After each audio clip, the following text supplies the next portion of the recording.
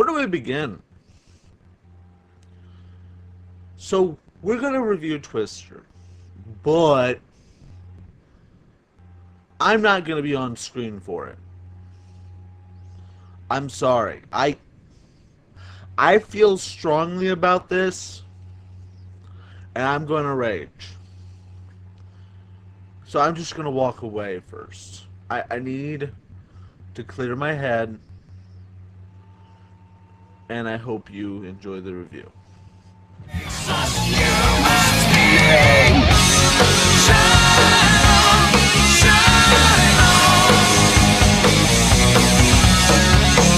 Hello all! I am the noob that is lit, and today I have a review for you. More like, let's take a movie that I love from my childhood, and let's just completely tear it apart. I said, you know what, I'm going to do a review of Twister. And I was talking to my friend about it. He could probably vouch for me if he wanted to. And I found myself raging.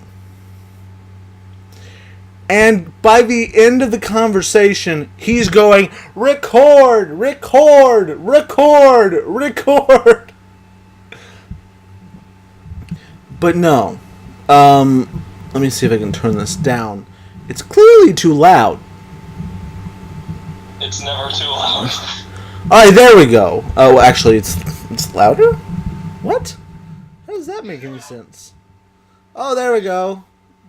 There we go. Anyway, so what I'm saying is that Twister, is it a movie that is great, or is it my nostalgia? Let's find out. Now, what do we start with? What do we start with when talking about this movie? Do we talk about the fact that... Okay, you know what? Let's not even go into the charade of how to start it and whatnot, or what to talk about. No.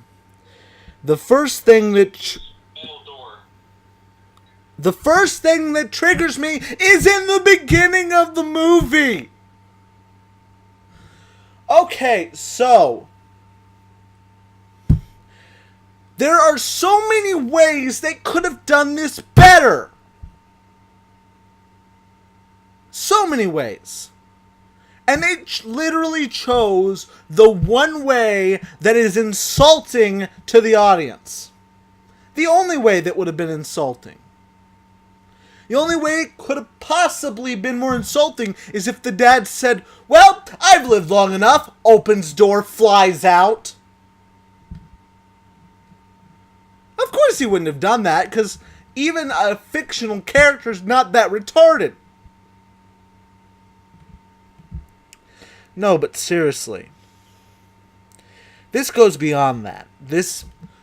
Okay, so what do we do in the beginning of the movie? It's, okay, there's a tornado warning. It's the 60s. It's clearly Oklahoma, because the entire movie takes place in Oklahoma. But I'll tell you why that's really annoying too in a minute. Nothing against Oklahoma. But what do? Okay, so they take a couple minutes to get to the storm cellar. Because, you know, they're getting Toby, they're getting Joe, they're getting everybody together, taking their time to get to this storm cellar that's outside, which means they should have been in a hurry the entire time. They were acting like they were in a hurry, but literally the lady just kind of struts into the room to get Joe. The father's sitting there with tornado warning on the screen with his area, and you know he would have recognized his area on a weather map. You know, this is a grown man. He would know where he is on a map. Especially in a place like Oklahoma, where just everything is a travel to get to anywhere. Especially in the 60s. Anyway, beyond that, so they take their time, they go jogging out to the storm cellar. Here's how they could have done it better. Instead of him trying to hold the door shut, which did nothing at all, he could have very simply didn't make it in time. They took a long time to get to the storm cellar. What they could have done, it would have been great, is he got lost off screen. You heard him scream, you heard the roar of the tornado, and that is all you would need to know.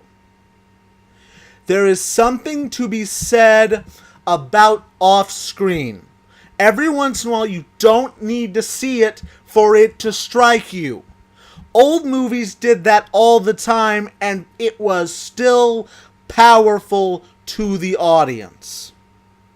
In today's movies, and even back then in the 90s, movies lacked an imagination where they could just be powerful without showing you necessarily. They didn't have to say anything. They didn't have to show anything.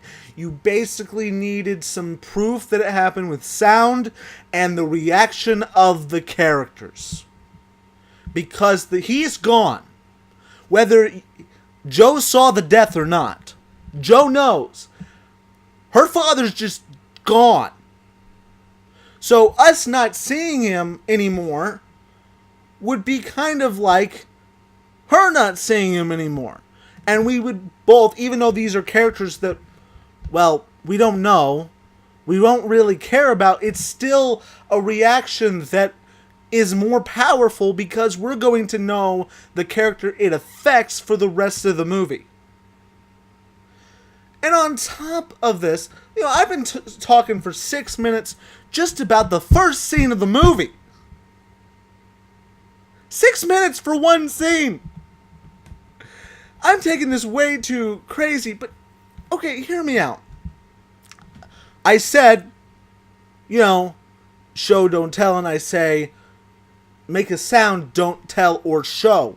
Well, no, I take that back, because the very next scene, maybe, actually not even the next scene, it's a couple scenes later, they're going on a storm chase. And how do they really establish this whole thing's in Oklahoma? Besides telling us it's in Oklahoma in the first scene, because it could be in another state. Because Oklahoma has a narrow section, so it could have been Kansas, it could have been Texas, it could have been Arkansas, for all we knew, in those future scenes.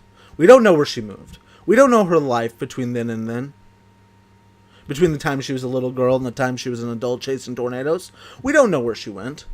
So what happens? They play the song Oklahoma from a musical in the dude's car. A different dude.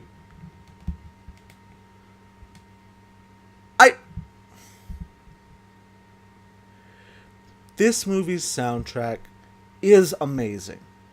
It has songs like Respect the Wind, Oklahoma. These are good songs. And very fitting to the movie. It has several other songs that are amazing. Soundtrack things that are amazing.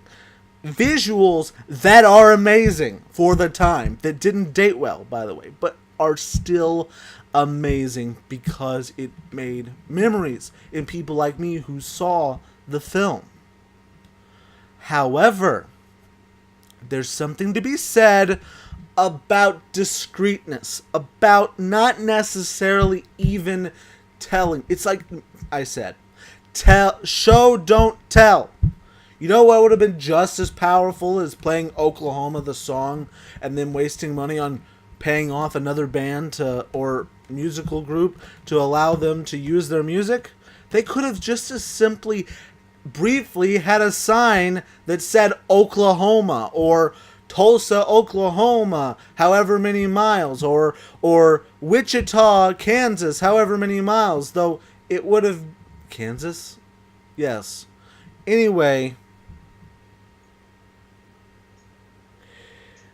I'm going nuts here, and I'm going to go ahead and say that I think I like this movie mainly because it was a part of my childhood. Mainly because it, you know, it stuck with me. Because the music was great. Because while the characters were kind of flat, they were still kind of interesting. Because in a weird way. In a way that makes no sense to me today. Basically, it appealed to me as a child because a lot of it didn't actually make sense. I didn't know that at the time. By the way, while I'm on the topic of things that don't make sense,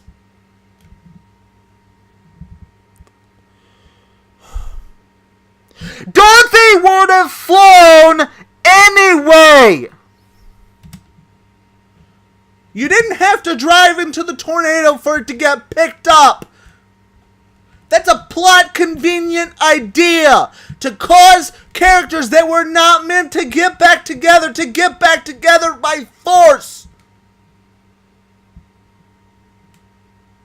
And I'm not even done. The whole thing starts with, oh, she's got to sign the divorce papers. Yo, we can't do this at your house, or meet me at Hardee's, or meet me at Burger King, or meet me at freaking Walmart. Anywhere would have been good. Where do we meet? In some random field where they're parked, chasing storms. And on top of that, we get told that he is a weatherman. We're never shown it. We're never shown anything that would indicate that he ever really was interested in being a weatherman. He knew how to predict that there was a storm with some weird finger-in-the-wind voodoo with dropping dirt on the ground, and that's, oh god, there's gonna be a tornado! That's bullshit! This movie, even though I like it, infuriates me because it insults intelligence. And the biggest insult to any viewer is the part where they're dealing with the F5 tornado. What do? They go inside of a barn and with leather straps strap themselves to a metal pipe that is in the ground. And the tornado rips everything off around them, but magically the leather strap doesn't break, the metal pipe doesn't get pulled out of the ground, and they're just whipping around in the wind with the tornado around them, and they're not dead from something hitting them or the heat-cold combination that would kill them anyway. They were exposed to the tornado and lived. There are a lot of things wrong with this movie.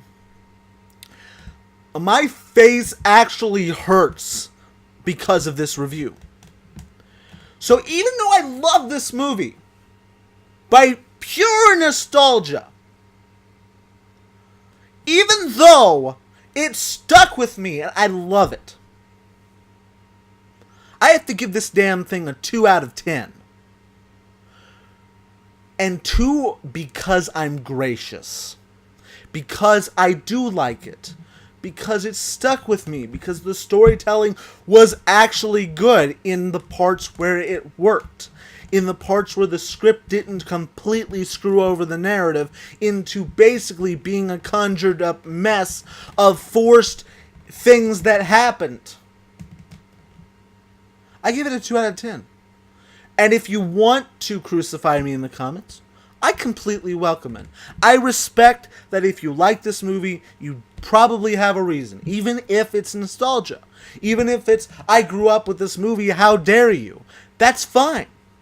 I am 100% fine with you not liking this review. Because, in the end, I'm probably just freaking the fuck out for no reason. So anyway, I want to thank you for sticking around this long.